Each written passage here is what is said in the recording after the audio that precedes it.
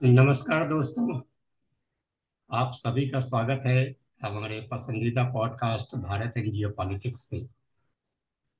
हमारा आज का विषय है the impact of Bangladesh India relations on south Asian Jio politics. मैं हूं आपका होस्ट हरि प्रकाश सिन्हा, और आज हमारे डिस्टिंग्विश्ड स्पीकर हैं डॉक्टर आदित्यन जी। डॉक्टर आदित्यन जी प्रेसिडेंट हैं काउंसिल फॉर स्ट्रेटेजिक अफेयर्स के, और जियो पॉलिटिक्स पर गहरी समझ और अनुभव रखते हैं। तो आइए हम जानते हैं कैसे ये दो देश अपनी नीतियों और निर्णयों से पूरे क्षेत्र पर असर डालते हैं। जुड़े रहिए हमारे साथ, क्योंकि ये बातचीत आपको बहुत कुछ सोचने पर मजबूर कर देगी। और डॉक्टर आदित्यन जी, हमारे मंच पर आपका फिर से स्वागत है। धन्यवाद हरि प्रकाश जी। आप अपने मंच पर मुझे निमंत्रित करने के लिए मैं आपका बहुत आभारी हूँ और हृदय से आपका धन्यवाद करता हूँ कि आपने मुझे ये अवसर दिया और मुझे गौरवान्वित किया। मेरा सौभाग्य है सर। तो सर, आज के विषय पे आते हुए हम देखते हैं कि बांग्लादेश और भारत के बीच के संबंधों का दक्षिण एशियाई भू राजनीति यानी जियो पॉलिटिक्स पर गहरा प्रभाव पड़ता है। इन दोनों देशों के बीच आर्थिक, राजनीतिक और सांस्कृतिक संबंध पूरे क्षेत्र की स्थिरता और विकास को प्रभावित करते हैं। ये द्वि ये द्विपक्षीय सहयोग, व्यापारिक समझौतों और सामरिक साझेदारी के माध्यम से ये संबंध क्षेत्रीय सुरक्षा और विकास में महत्वपूर्ण भूमिका निभाते हैं। तो इस बैकग्राउंड के साथ ही हम सिक्योरिटी और स्ट्रेटेजिक कंसिडरेशन जो है, उसके परिप्रेक्ष्य में हमारा जो पहला प्रश्न है आपके लिए, वो है कि बांग्लादेश भारत के संबंधों में सुरक्षा सहयोग की क्या भूमिका है। हमारा मतलब है आतंकवाद निरोध से, सीमा सुरक्षा से और सैन्य प्रशिक्षण से। तो इसके बारे में आप क्या कहना चाहेंगे? देखिए, सभी को पता है कि बांग्लादेश को स्वतंत्रता किसने दिलाई। जी। 1971 में बांग्लादेश एक उपनिवेश था पाकिस्तान का। जी। नाम था पूर्वी पाकिस्तान, लेकिन एक तरह से उपनिवेश था क्योंकि वहाँ के जो संसाधन थे जी। उनका शोषण किया जा रहा था पाकिस्तान की सेना द्वारा। पाकिस्तान के सेना अधिकारी बांग्लादेश से लोगों को अपने घर ले जाते थे, घरेलू नौकरों की तरह, जी। और महिलाओं का यौन शोषण करते थे। जितने भी वहाँ के संसाधन थे उनका पाकिस्तान शोषण करता था और उन्हें अपनी भाषा और अपनी जो संस्कृति है उसको चलाने का अवसर नहीं मिलता था। जी। लेकिन आपको देखना है कि क्या हुआ बांग्लादेश की स्वतंत्रता मिलने के बाद। बांग्लादेश में कूटनीति शुरू हुई।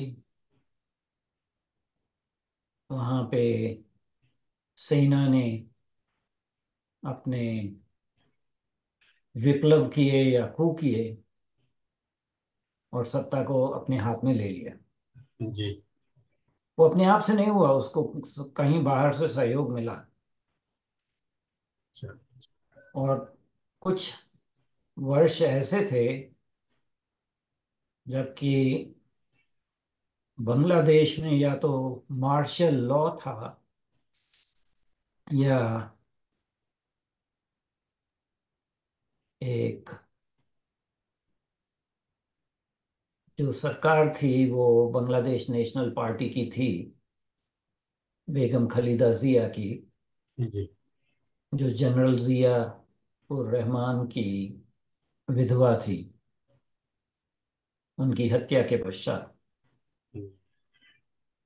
बांग्लादेश ने बहुत ही भारत विरोधी कार्रवाइयां की और उनका रुख भी बदल गया था। एक बहुत महत्वपूर्ण बात है कि 1971 में जब बांग्लादेश को भारत ने स्वतंत्रता दिलाई, उसके बाद एक 25 साल की द्विपक्षीय संधि की गई थी, जी। मैत्री संधि। जी। और ये मैत्री संधि 1997 में खत्म होने वाली थी, और बांग्लादेश ने इसको पुनर्जीवित नहीं किया। उनके पास ये ऑप्शन था, जी। लेकिन नहीं किया। और भारत सरकार ने भी उन पर कोई दबाव नहीं डाला। उस समय खालिदा जिया प्रधानमंत्री नहीं थी, उस समय शेख हसीना प्रधानमंत्री थी। भारत की तरफ से ये देखा गया है कि जब भी बीएनपी की सरकार होती है तो भारत विरोधी कार्य होते हैं। जब बांग्लादेश अवामी लीग की सरकार होती है, शेख हसीना प्रधानमंत्री होती हैं, तो थोड़ा रुख में अंतर आ जाता है। जी। एक समय ऐसा था कि भारत के टाटा ग्रुप ने, टाटा समूह ने $4 बिलियन निवेश करने की घोषणा की थी। हम्म। लेकिन बांग्लादेश की सरकार ने वो निवेश होने नहीं दिया। और बांग्लादेश में कुछ आंतरिक ऐसे तत्व हैं जो भारत विरोधी कार्य करते रहते हैं, चाहे वो अ, आतंकवादी हों, जी। या वो जिसको कहते हैं ना तस्करी, हम्म। कबूतरबाजी, मानव तस्करी, ये तो वो बांग्लादेश है, ने बहुत ही एग्रेसिवली किया है और अब भी कर रहे हैं। अभी भी कर रहे हैं। तो एक तो जो सरकारी तौर से सरकार सरकार के जो संबंध हैं वो तो अच्छे हैं, जी।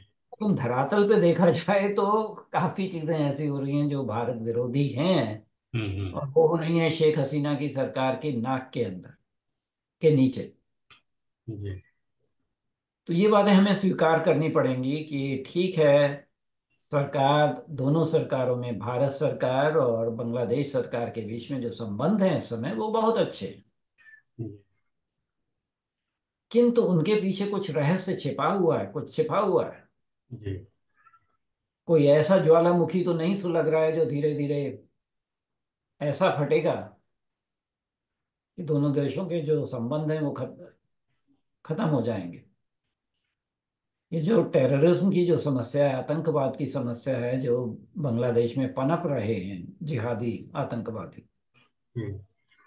मेरी धारणा यह है कि शेख हसीना की सरकार, बांग्लादेश अवामी लीग की सरकार कोई ऐसे ठोस कदम नहीं उठा रही कि इनको कम किया जा सके। तो वो भारत के लिए तो ऊपरी रूप से तो अच्छे संबंध बनाने की बात करते हैं, लेकिन आंतरिक स्थिति देखी जाए तो वो अच्छी नहीं है। जो अल्पसंख्यक हैं बांग्लादेश में, हिंदू, बुद्धिस्ट, हम्म। जो जनजातियां हैं या वनवासी जातियां हैं, ट्राइबल्स जिनको बोलते हैं, चकमास, जी।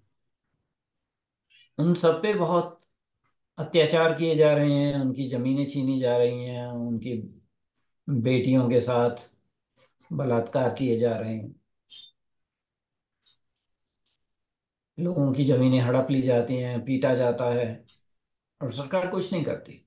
और ये इस समय ये चौथी बार शायद आई है शेख हसीना की सरकार इस बार, जी। चौथी बार या पांचवी बार मुझे नहीं याद। लेकिन इस सरकार की नाक के नीचे ऐसा हो रहा है। तो जब हम सामरिक सहयोग की बात करते हैं तो ताली तो दोनों हाथों से ही बजती है। बिल्कुल। बीच में कुछ ऐसी वारदातें हुई जो मैं आपके सामने लाना चाहूंगा। वो बांग्लादेश की खाड़ी में एक नया द्वीप निकला था। उसको भारत ने कहा था न्यू मूर आइलैंड, और बांग्लादेश ने कहा था साउथ तलपट्टी आइलैंड। बांग्लादेश उसको लेके इंटरनेशनल ट्राइब्यूनल में चला गया। हम्म। द्विपक्षीय वार्ता के दौर पे उसको नहीं सुलझाया। हम्म। तो ये भारत विरोधी एक उनका कदम था, और जो फैसला था वो बांग्लादेश के फेवर में हुआ। बांग्लादेश ने इस समय चीन को एक पनडुब्बी का वेश दिया है और बांग्लादेश चीन से पनडुब्बियां खरीद रहा है। तो प्रश्न ये उठता है कि बांग्लादेश तीन तरफ से तो भारत से घिरा हुआ है हम्म। और एक तरफ वहां पे बंगाल की खाड़ी है। बांग्लादेश को पनडुब्बियों की क्यों आवश्यकता है? और फिर चीन को बेच देना हम्म। और वहां से ये पनडुब्बियां खरीदना, ये मुझे समझ नहीं आता। कि आपकी एक जो सरकार है वो कहती है कि हम भारत के समर्थक हैं, हम भारत विरोधी कोई कार्य कर नहीं करेंगे। शेख हसीना भारत आई दोबारा। एक तो मोदी जी के शपथ ग्रहण समारोह में आई, उसके जी। बाद एक महीने के अंदर अंदर ही वो 2 दिवसीय भारतीय यात्रा पर आई। मोदी जी से मिली, कुछ करार उन्होंने साइन किए, हस्ताक्षर किए द्विपक्षीय। किंतु ये बात समझ नहीं आती कि चीन को बेस क्यों दिया गया है। चीन से वो जो सबमरीन्स खरीद रही हैं, किस लिए खरीद, जी। ये बहुत बड़ा प्रश्न है। और जो द्विपक्षीय मैत्री संधि थी उसको क्यों नहीं रिन्यू किया गया? और अब ऐसी आवश्यकता है या नहीं, ये भी हमें देखना पड़ेगा। तो ऐसा लगता है कि हमने जब बांग्लादेश को आज़ादी दिलवाई, तो बांग्लादेश को जिस प्रकार हम लोगों को डील करना चाहिए था, भारत को डील करना चाहिए था बांग्लादेश से, उस तरह से भारत ने डील नहीं किया एक्चुअली। कि भारत का जो अप्रोच रहा उसमें कहीं कुछ खामियां रही हैं। उसमें कमियां रही हैं और त्रुटियां रही हैं। तो एक तो जो मैत्री संधि थी वो 25 वर्ष की हस्ताक्षर किए गए थे। जी। तो आप 25 वर्ष के बजाय उसको 100 वर्ष की भी कर सकते थे। बिल्कुल। दूसरी बात ये थी कि जब वो आपने भारत ने स्वतंत्रता दिलाई, हम्म। तो उस समय हम बांग्लादेश को भारत का प्रोटेक्टोरेट बना सकते थे। तो उसमें जो विदेश नीति और सुरक्षा, वो मामले भारत के हाथ में आ सकते थे अगर उसको प्रोटेक्टोरेट बनाते। हम्म। अगर वो करते तो अब जो हम परिणाम देख रहे हैं वो नहीं होते। हम्म। क्योंकि हम सुरक्षा को भी अपने नियंत्रण में रखते हम्म। और विदेश नीति को भी। तो ये जो बांग्लादेश की सरकारें बार बार ये जो चाइना कार्ड या पाकिस्तान कार्ड को उपयोग करती हैं, हम्म। वो नहीं हो पाता। दूसरी बात ये हो रही है कि वहां पे एक जनसंख्या में परिवर्तन आ रहा है। बिल्कुल आ रहा है। हिं- आप हिंदू पॉपुलेशन को तो खत्म ही कर दिया है हम लोगों ने, जैसे पाकिस्तान में किया।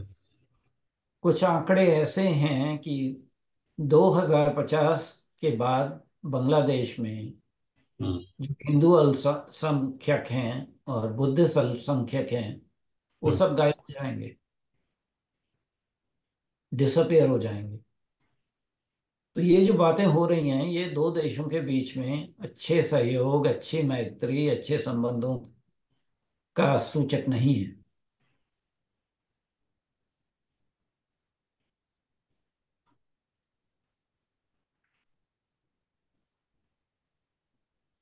तो अभी जो इन रियलिटी जैसे रिलेशन है बांग्लादेश और भारत के, तो जो साउथ ईस्ट एशिया का जो डायनामिक्स है ना, सुरक्षा का एक्चुअली जो सिक्योरिटी डायनामिक्स है साउथ एशिया में, उसको कैसे अफेक्ट करता है?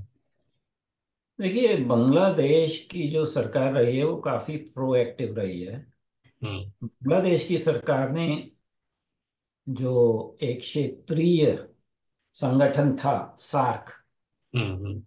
South Asian Association for Regional Cooperation, वो बांग्लादेशी सरकार की वजह से बनी थी। क्योंकि अच्छा। उन्होंने इसका जो दायित्व लिया था उसमें अपनी नेतागिरी दिखाई थी सबको साथ लाने की। अब वो ऐसा मंच बन गया था जो भारत विरोधी मंच था। उसमें छोटे छोटे देश भारतीय उपमहाद्वीप के, वो भारत के विरुद्ध अपनी आवाज उठाते थे एकजुट होकर। और ये बात अलग है कि भारत ने सार्क को निष्क्रिय कर दिया है। और ये दूसरी जो संगठन बनी है, बिम्स्टेक, जिसमें पाकिस्तान नहीं है, हम्म, उसको, और एक सब रीजनल कोऑपरेशन के हैं BBIN, Bangladesh, Bhutan, India and Nepal, ये चौगुटा जो है, हम्म, भारत सरकार इन दो संगठनों का प्रयोग कर रही है क्षेत्रीय सहयोग के लिए। जी तो बांग्लादेश के जो पैंतरे हैं वो बदलते जाते हैं, और उसमें भारत के जो इंटरेस्ट हैं उन पे कभी कभी आघात लगता है। जो सार्क का जो संगठन बनाया गया था, जी उससे भारत को इतना फायदा नहीं होने वाला। लेकिन पड़ोसी देशों के दबाव की वजह से और अपनी अंतर्राष्ट्रीय छवि को बनाने के लिए जी भारत ने रिलक्टेंटली उसको हाँ बोल दिया था।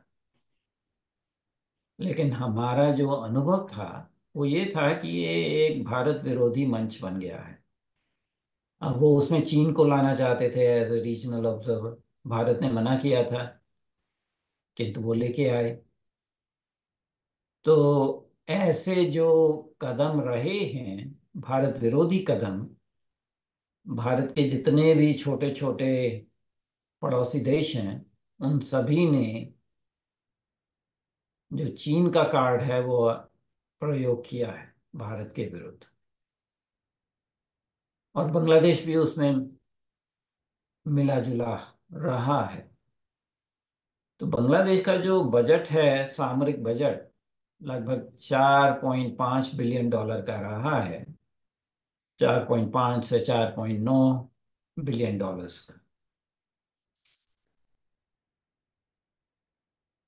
इन्हें किससे आक्रमण का आशंका है? और कोई तो राष्ट्र है नहीं वहां पे जो इन पे आक्रमण करेगा। बांग्लादेश इतना जो पैसा है किस लिए अपना वेस्ट कर रहा है डिफेंस फोर्सेस में। और जो डिफेंस फोर्सेस रहे हैं उन्होंने 2-3 बार coup किया है सरकार के अगेंस्ट। तो आप सिर्फ लॉ एंड ऑर्डर पे, पुलिस पे ध्यान दीजिए, आपको डिफेंस फोर्सेस की कोई आवश्यकता नहीं है। और यहाँ पे मुझे लगता है कि चाइना जो है वो एग्रेसिवली यूज करता है बांग्लादेश को अगेंस्ट इंडिया। जो चाइना इंडिया के चारों ओर जो जितने भी देश हैं उन सबको यूज करता है। ये बात सही कही है, इसीलिए तो मैं कह रहा हूँ कि बांग्लादेश को चीन को सबमरीन बेस देने की क्या आवश्यकता थी, बिल्कुल नहीं। और चीन से सबमरीन्स खरीदने की क्या आवश्यकता थी। देखिए, सबमरीन्स तो नेवल वॉरफेयर के काम आती हैं। हम्म, बांग्लादेश किस से नेवल वॉरफेयर करेगा? वो पाकिस्तान तो बहुत दूर है, नेपाल के पास नेवी नहीं है। हम्म, एक तो एक तरफ भारत है, दूसरी तरफ म्यांमार है। म्यांमार अपने आप में ही विघटित हो रहा है, बहुत प्रॉब्लम्स हो रहे हैं। उनकी इतनी औकात नहीं कि वो बांग्लादेश पे आक्रमण कर सकें। तो बांग्लादेश का अपनी जो आर्म्ड फोर्सेस हैं, नेवी हैं, उनको बढ़ाना, उन पे पैसा रखना और चीन को एक जगह देना, ये हमें स्वीकार नहीं। जो भारत की सरकार है वो इन बातों पे कुछ नहीं कह रही है, क्योंकि ये एक स्वतंत्र राष्ट्र है। किंतु हमने ऐसी कमियां रखी हैं, ऐसी त्रुटियां रखी हैं कि इससे हमारी सुरक्षा पे असर पड़ेगा।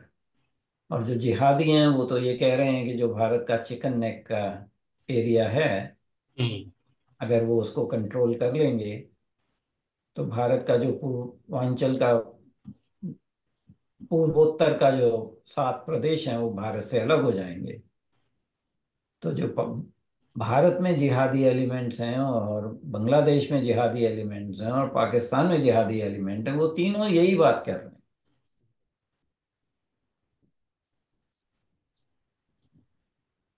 वो हमारा जो ये बांग्लादेश और भारत के जो रिलेशन है, उसका इंटरनेशनल स्टेज पे क्या इम्पोर्टेंस है?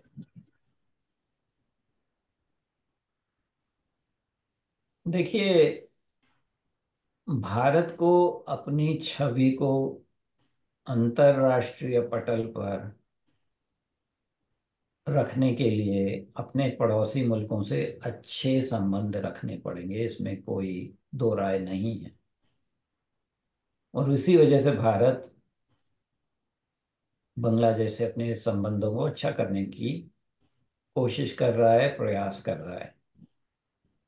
लेकिन सन 2000 में जब भारत के बॉर्डर सिक्योरिटी फोर्स के 12 लोगों को हाँ, एक बार हुआ था ऐसा। बांग्लादेश रेंजर्स ने किडनैप किया था और जान से मार दिया था, और उनके जो शव थे उनको म्यूटिलेट कर दिया था, और पहले तो देने के लिए भी मना कर रहे थे। तो इस तरह के हादसे हुए हैं, हम इनको नजरअंदाज नहीं कर सकते। We can not sweep these under the carpet. फिर उसके पश्चात ऐसा हुआ कि जो यूपीए सरकार आई, उन्होंने बांग्लादेश से एक एग्रीमेंट किया बॉर्डर मैनेजमेंट का। उसमें ये एग्रीमेंट किया गया कि दोनों तरफ की जो सिक्योरिटी फोर्सेस हैं वो एक दूसरे पे फायर नहीं करेंगी, एक दूसरे को जान से नहीं मारेंगी। उससे ये हुआ कि बांग्लादेश को पूरी छुट्टी मिल गई हम्म। गौ तस्करी करने की और मानव तस्करी करने की। कोई, आप ले आइए, किसी को भी ले आइए, हम्म। बॉर्डर सिक्योरिटी फोर्स फायरिंग नहीं करेगी। तो क्या तात्पर्य है बॉर्डर सिक्योरिटी फोर्स का जब उसके आपने हाथ पीछे बांध दिए हैं, वो मूक दर्शक बने हुए हैं, कुछ कर नहीं सकते? तो हमें अपने सिद्धांतों में परिवर्तन लाना होगा और थोड़ा भारत को एक हार्ड स्टेट के रूप में इमर्ज होना होगा, बिल्कुल। ताकि हमारी जो सिक्योरिटी है उस पर कोई असर ना पड़े। अब मोदी जी की सरकार ने बांग्लादेश सरकार के साथ एक समझौता किया जिसमें एक दूसरे में जो एन्क्लेव्स थे हम्म। उनका स्टेटस एडजस्ट किया गया, क्योंकि जो नागरिक थे उनको बहुत परेशानी हो रही थी उसकी वजह से। जी। लेकिन उस प्रक्रिया में भारत ने 10,000 एकड़ की भूमि को खोया। 10,000 एकड़, that is equal to 40 square kilometres.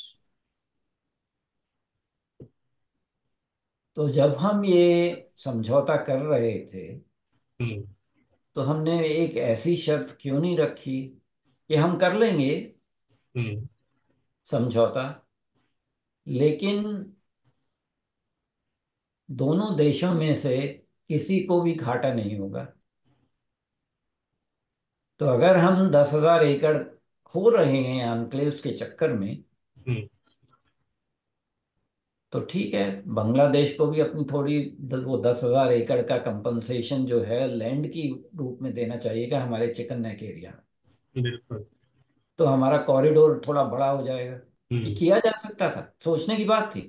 नहीं, पहले भी एक विलेज को तो दे दिया गया था, बॉर्डर पे एक विलेज को बांग्लादेश को दे दिया गया था कुछ साल पहले। हम्म। एक तो मिनट। इस बात का जो जो ऑनक्लेव्स एक्सचेंज हुए उसका असम में काफी विरोध हुआ था, लेकिन भारत सरकार ने समझौता कर लिया। मुझे समझौते से परेशानी नहीं है, लेकिन मुझे इस बात से परेशानी है कि 10,000 एकड़ भारत की भूमि बंग, बांग्लादेश को दे दी गई।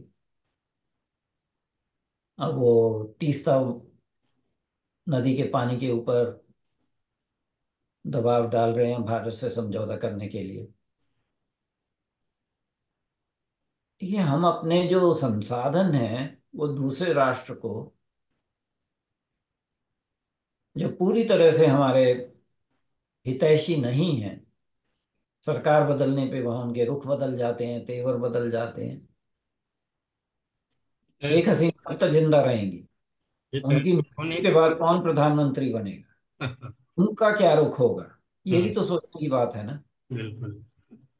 और हितैषी होने के बाद भी कोई भी देश अपना संसाधन तो दूसरे देश को देता नहीं है। तो सिर्फ भारत के, सिर्फ सिर्फ भारत भारत के, है क्योंकि ना। भारत अपने भूमि को, अपने जल संसाधनों को पाकिस्तान को देता रहा है। हम्म।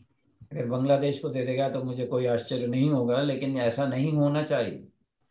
आप चाइना को देखिए कि वो दूसरे की जमीन लेने के लिए वो कितने सारे फैसले नहीं करता रहता है, और काफी दिनों तक करता है, काफी लंबे समय तक, सालों हम्म। साल वो कोशिश करता रहता है कैसे हम दूसरे के संसाधन को ले लें।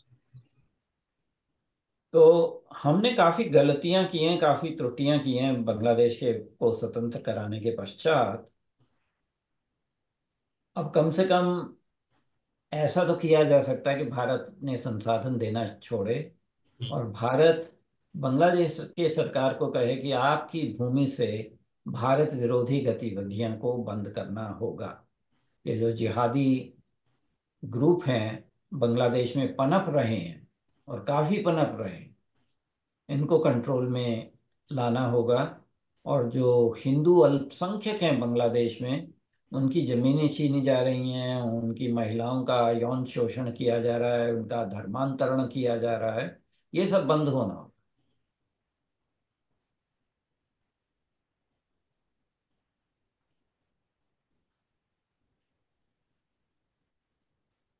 तो आपके विचार से भारत का रुख तो कड़ा होना चाहिए, और ऐसा सही लगता है कि भारत को अपने रुख कड़े करने चाहिए।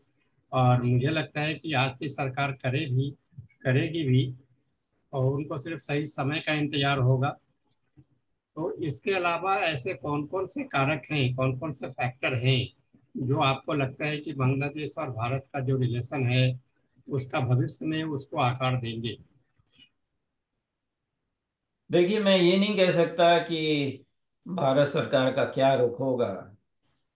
पिछले 10 वर्षों में भारत सरकार और बांग्लादेश के सरकार के अच्छे संबंध रहे हैं। ये मैं कह रहा हूं कि मोदी सरकार और शेख हसीना की सरदार सरकार के बीच में अच्छे संबंध रहे हैं, लेकिन मैंने कोई कड़ा रुख नहीं देखा है। हम्म, बांग्लादेशी वही करते हैं जो उनके हित में है, वो वही करते जा रहे हैं। अ, तो इसमें कड़ा रुख तो दिखाई दिया नहीं। क्या भारतीय पक्ष में ऐसे विशेषज्ञ हैं जो दूरगामी परिणामों को देख रहे हैं? क्या हम सिर्फ आने वाले कुछ वर्षों की तरफ ध्यान दे रहे हैं, पूरी स्थिति का विश्लेषण नहीं कर पा रहे? ये हमारी कमी है जी। कि आप कह रहे हैं एक तरफ कि हमारे 10 साल से अच्छे संबंध हैं इस सरकार के अंदर, हम्म, लेकिन उसी समय बांग्लादेश की सरकार ने चीन को वे बेच दिया है बिल्कुल। और चीन से पनडुब्बियां खरीदी हैं। जी। तो ये मुझे समझ नहीं आ पा रहा कि इसमें भारत का कड़ा रुख कहाँ रहा है।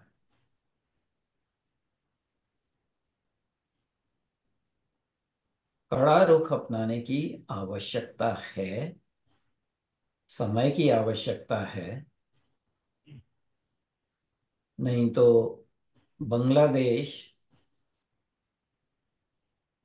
भारत के शरीर का एक नासूर बन जाएगा। भारत के लिए दूसरा पाकिस्तान बन जाएगा वो। पाकिस्तान जो कांस्टेंट सोर्स ऑफ ट्रबल रहा है ना। अगर हम पिछले कुछ सालों की बात छोड़ दें तो भारत का पूरा ध्यान पाकिस्तान की ओर ही लगा रहता था, कैसे पाकिस्तान से डील किया जाए। तो वैसे ही वो दूसरा पाकिस्तान बनेगा। तो जो भविष्य में समझौते करने हैं भारत सरकार को बांग्लादेश सरकार के साथ, उसमें ज्यादा उनको कंसेशन नहीं देने चाहिए। उसमें हर हर समझौते में कुछ शर्तें होनी चाहिए। वो शर्तें बांग्लादेश में जिहादी गतिविधियां, भारत विरोधी गतिविधियों को नियंत्रित करने के लिए होनी चाहिए। और उसकी एक प्रक्रिया होनी चाहिए कि हर वर्ष उसका लेखा जोखा किया जाए कि क्या किया है बांग्लादेश सरकार ने भारत विरोधी तत्वों को नियंत्रित करने के लिए, और क्या किया है बांग्लादेश सरकार ने कि बांग्लादेश विदेशी ताकतों का अड्डा ना बन जाए। अभी शेख हसीना ने कुछ बयान दिया है कि एक पश्चिमी शक्ति है जो बांग्लादेश और म्यांमार में एक क्रिश्चियन देश बनाना चाहते हैं। तो उन्हें ये आशंका है कि पश्चिमी उपनिवेश निवेशवादी देश दक्षिण एशिया में हस्तक्षेप करेंगे, धर्म के नाम पर धर्म, और एक क्रिश्चियन राष्ट्र बनाने की कोशिश करेंगे म्यांमार और बांग्लादेश में। ये नहीं कहा गया कि भारत को भी उस बात का खतरा है। तो अगर बांग्लादेश को खतरा है तो आप हमारे साथ द्विपक्षीय सुरक्षा संबंध बेहतर क्यों नहीं बनाने का प्रयास करते? जी। आप कोई संधि क्यों नहीं करते हमसे इस विषय में, सामरिक संधि? अगर आप भारत से सामरिक संधि करें तो हम आपको गारंटी दे सकते हैं कि आपके देश की अखंडता को हम नहीं टूटने देंगे और किसी भी राष्ट्र को ऐसा हस्तक्षेप नहीं करने देंगे कि वहां पे एक क्रिश्चियन राष्ट्र बने। लेकिन आप अपने संविधान के अनुसार बांग्लादेश को एक धर्मनिरपेक्ष राष्ट्र बनाइए, इस्लामिक राष्ट्र नहीं बनाइए। क्योंकि आरंभ हुआ था धर्मनिरपेक्ष राष्ट्र की तरह से, और जी। बाद में आपने उसको इस्लामिक राष्ट्र बना दिया।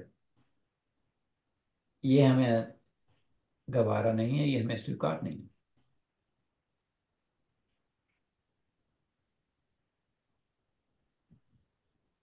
तो आज के सेशन के लिए डॉक्टर आदित्य जी हमारे पास यही प्रश्न थे, जिसके कर मुझे आपके विचार चाहिए था कि भारत और बांग्लादेश को अपने संबंध सुधारने के लिए और किस तरह की पहल करनी चाहिए।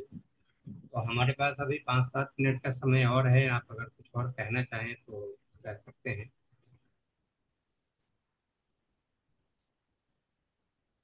मैं सिर्फ यही कहना चाहूंगा कि Indian policy establishment needs to smell coffee, wake up and look at the threat that is looming from Bangladesh sector. जी। It's a serious terrorist threat from Bangladeshi soil, and Bangladesh government is not doing enough. They have a wink, wink, nod, nod situation. A lot of workers, overground workers of Awami League itself are involved in jihadi activities, terror-related activities, terrorizing the minority population in Bangladesh. And Bangladesh government is hand in glove with China, trying to raise profile of China in Bangladesh at the cost of India. You can have commercial relationships with China, but strategic relationship with China, offering submarine bases to China, importing arms from China, importing submarines from China is not acceptable.